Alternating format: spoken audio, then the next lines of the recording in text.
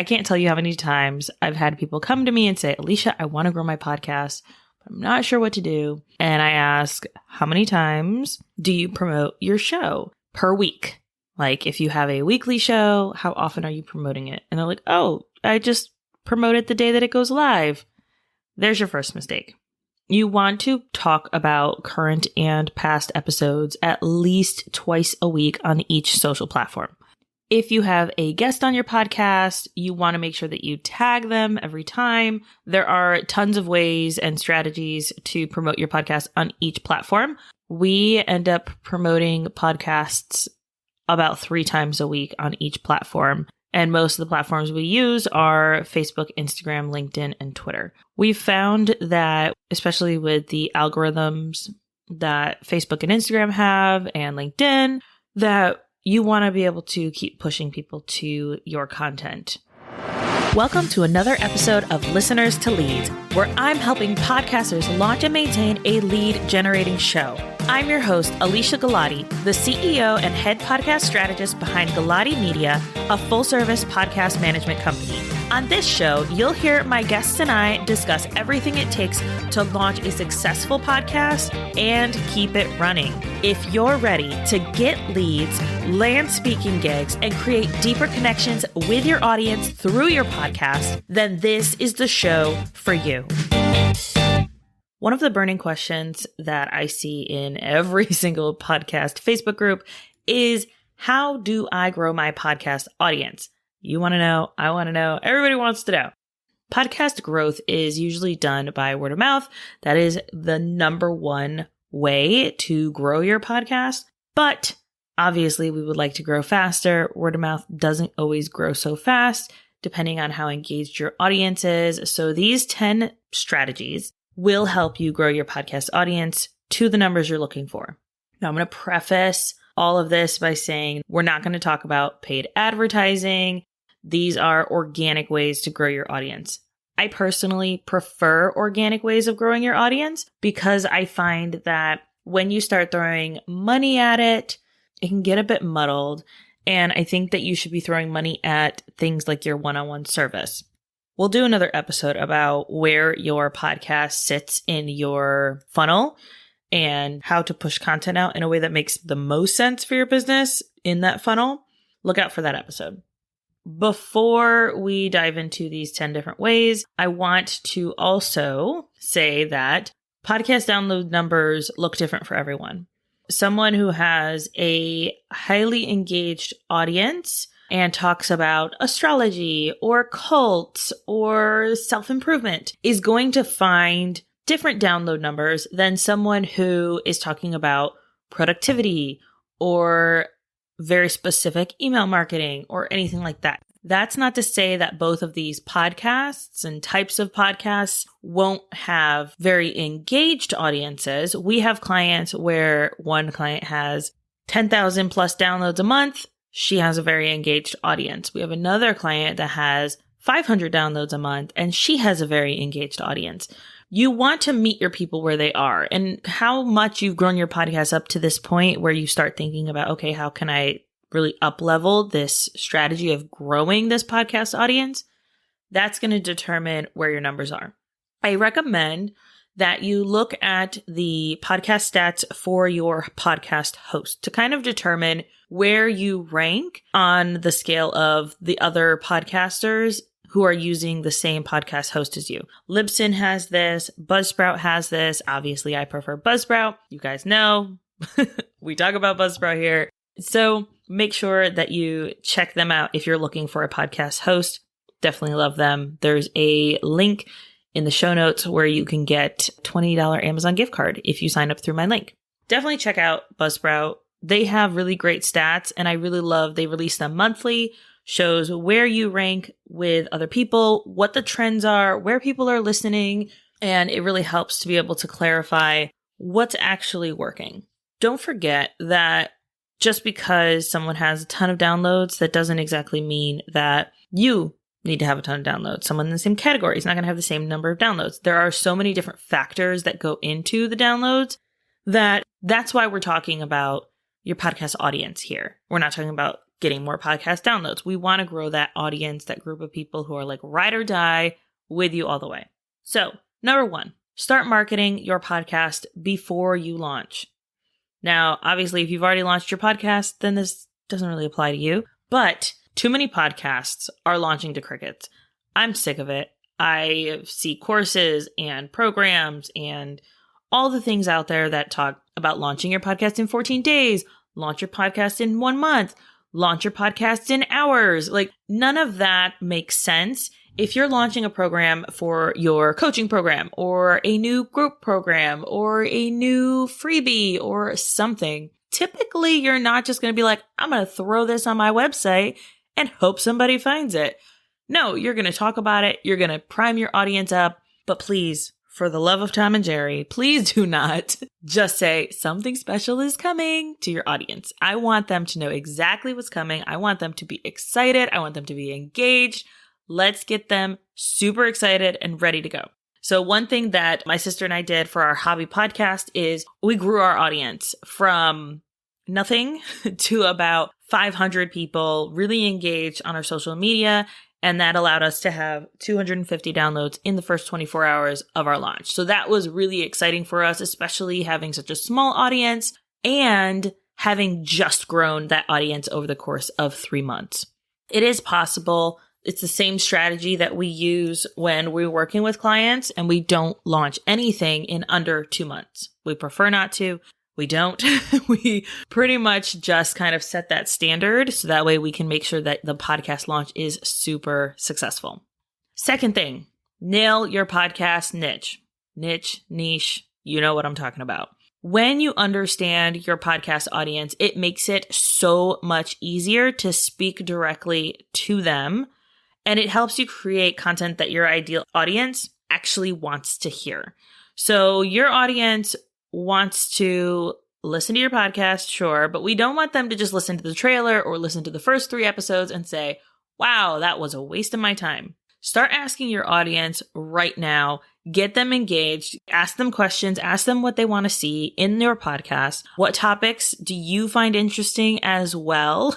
When you are focusing on your audience, what are some struggles that maybe they're dealing with, that maybe they have a hard time voicing? Definitely get people in your DMs to ask questions. Put on polls up on your social media or wherever to get those people engaged. This is going to help encourage your audience that once that episode goes live, you can then turn around and say, hey, loved your question. I was able to answer this on the podcast. Would you like the link? There you go. Automatically have a download. Number 3, making your podcast accessible for all people. Now, there are 2 ways to do this.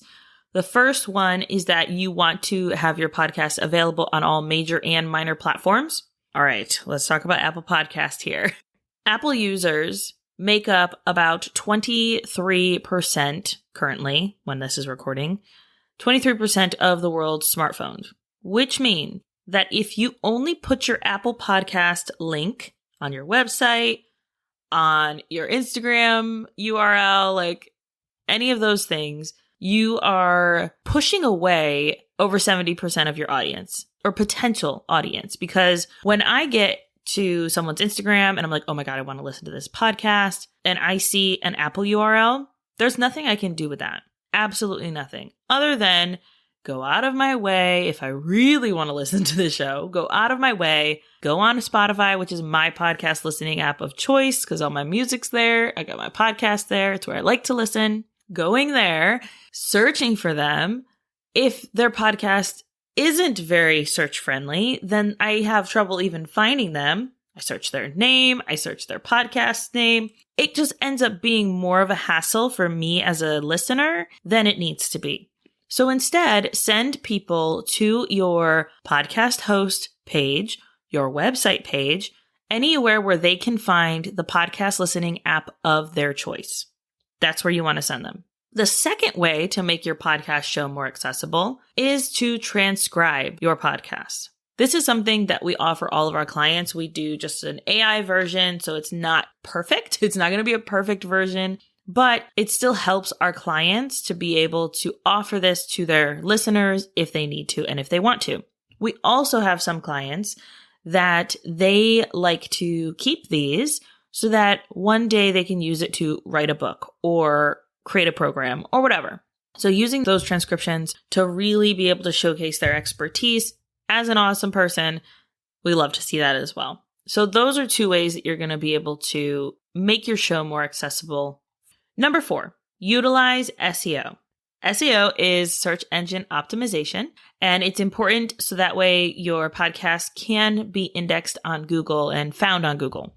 In 2019, Google said that they were going to start indexing or listing podcast episodes in search, which is why it's so important to make sure that your episodes are optimized for SEO and not just your podcast. So here are 5 ways that you can, like basic podcast SEO tips you can use to ensure that your podcast episodes are optimized for search engines. Number 1, make sure that each episode has a focus keyword or keywords. Number 2, make sure that your podcast description has a few of those keywords in it. Number 3, make sure your show notes are optimized for search. So having those keywords right in that top part, just like the blog posts needed to be optimized back, or still do, but really needed to be back in, I want to say like 2012, 2013, when blogging was bigger. Number 4, name your episode like you would name a blog post. I'm going to go back to that in a second. Number 5, make sure to post your podcast episodes and show notes on your website. Going back to the naming your podcast episode like you would name a blog post. What I mean by this is making sure that you don't name it something like My Adventures in the Sedona Desert.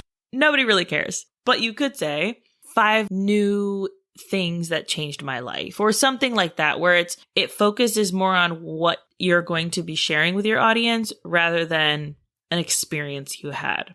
Or you could even say 5 things that are going to change your life. So it makes the audience realize, holy cow, this is going to change my life as well. Number 5, use social media to promote and market your podcast. I can't tell you how many times I've had people come to me and say, Alicia, I want to grow my podcast, but I'm not sure what to do. And I ask, how many times do you promote your show per week? Like if you have a weekly show, how often are you promoting it? And they're like, oh, I just promote it the day that it goes live. There's your first mistake. You want to talk about current and past episodes at least twice a week on each social platform. If you have a guest on your podcast, you want to make sure that you tag them every time. There are tons of ways and strategies to promote your podcast on each platform. We're going to dive into each one on a separate episode, but definitely promote it at least twice a week. For the services that we provide, we end up promoting podcasts about 3 times a week on each platform. And most of the platforms we use are Facebook, Instagram, LinkedIn, and Twitter. So we do 3 times. So if the episode goes live on Monday, we do a post on Monday, we do a post on Wednesday, and then another post on Friday. That gives us a well-rounded group of posts. We've found that especially with the algorithms that Facebook and Instagram have and LinkedIn, that you want to be able to keep pushing people to your content. Number 6, use social media to interact with potential listeners. I have a client who does this really well. I love what she does. She does polls on her Instagram stories. She posts on her Facebook and Instagram. Hey, do you guys have any questions? Is there anything I can answer? But here are a few things that you can do to interact with potential listeners. Use relevant hashtags that your audience is following, not just the podcast ones. Yes, there are some really incredible podcast ones, but also make sure that you're using hashtags that are going to be for your audience. So if you speak specifically to coaches, then make sure you're using hashtags that coaches are going to follow. If you're speaking to makers or handcrafters, then definitely use hashtags that they're going to be following.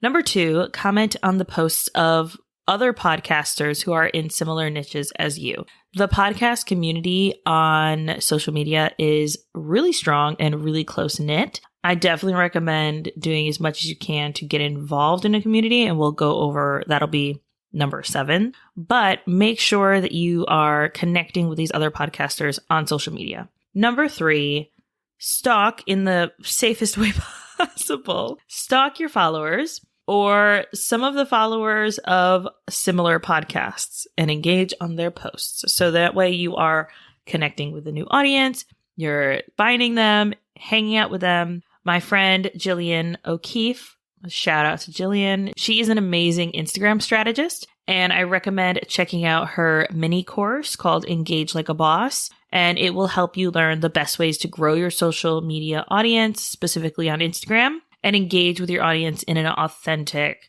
non-sleazy way to really create connection and community with your audience. Absolutely love her. Love the Engage Like a Boss. I used it to grow my audience and further engage with my audience. And we used it to be able to grow a new community with my hobby podcast. So definitely check her out. It's Engage Like a Boss mini course by Jillian O'Keefe. And I'll have the link in the show notes.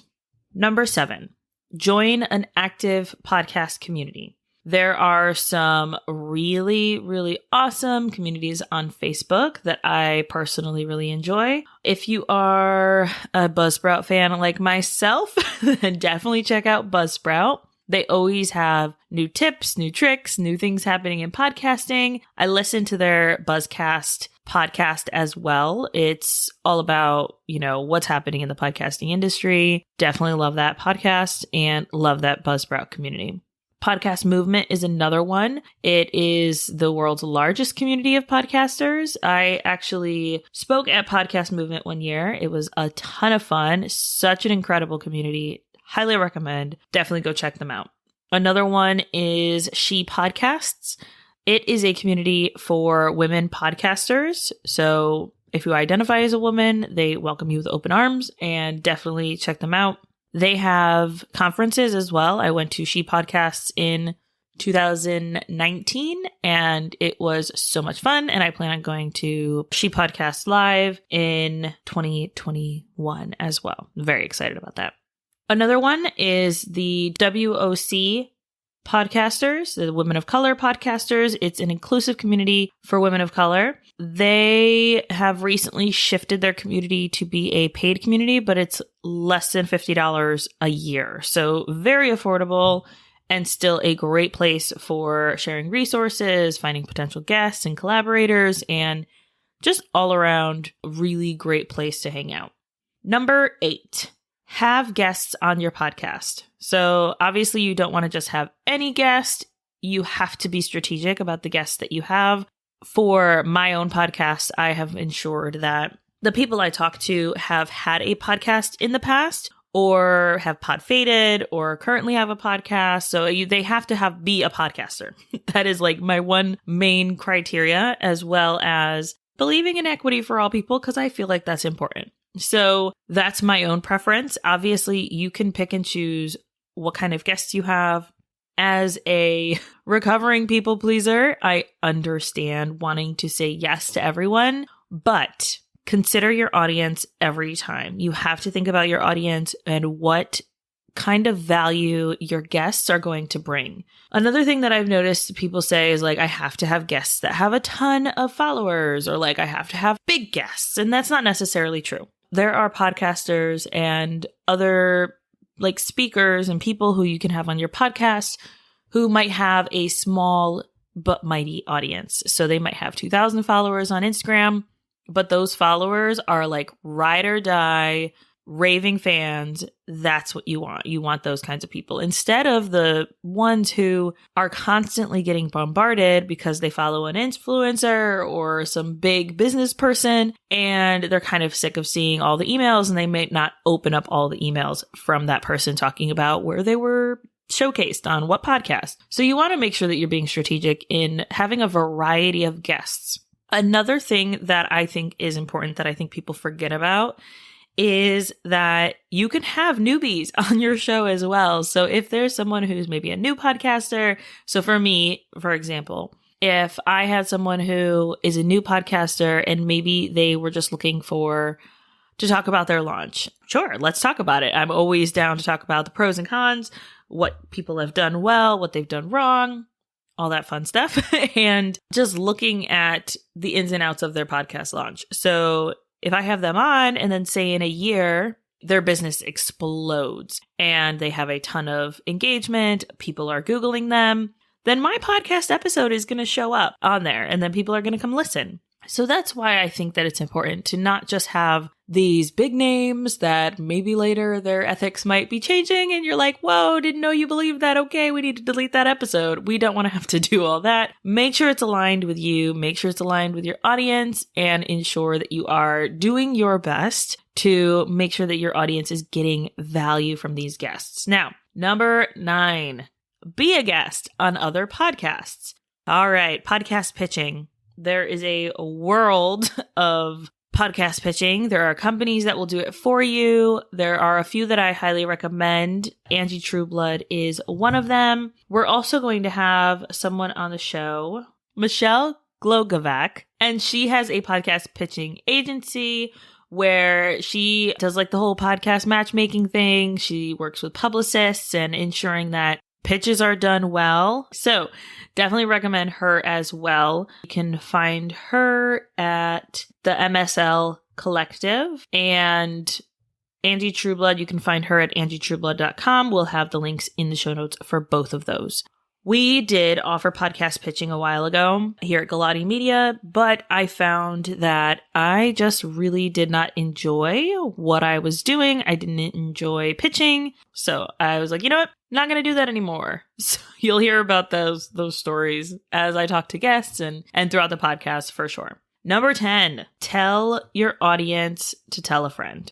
Finish up your episode by saying, tell a friend or two about this episode if you found it helpful, because I know you did. Something like that. Which, by the way, if you found this episode helpful, listeners to leads, please tell a friend, share it with a friend. I'd love that so much. Thank you so much. I recommend that you put it in your outro or as your episode is ending as a call to action to share the episode. Very easy. So there are your 10 strategies that are going to help you grow your podcast audience today. Remember, you don't have to do all of them. I'm going to say that again. You don't have to do all of them. Please just pick one or two, start implementing them today. Let me know.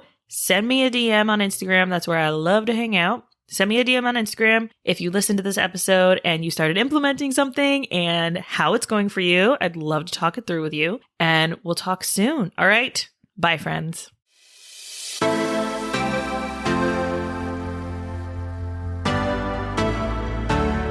Thank you so much for listening to this episode of Listeners to Leads.